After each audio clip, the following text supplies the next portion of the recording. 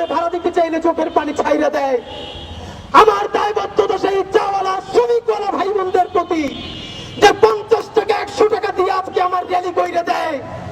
আমার দায়বদ্ধতা বাংলাদেশের সেই সমস্ত লক্ষ কোটি আমার মা খালা যাদের সন্তানদেরকে বলে ওসমান ঢাকা বসে কি করে, তোরা যে ঢাকায় ওর সাথে কাজ কর।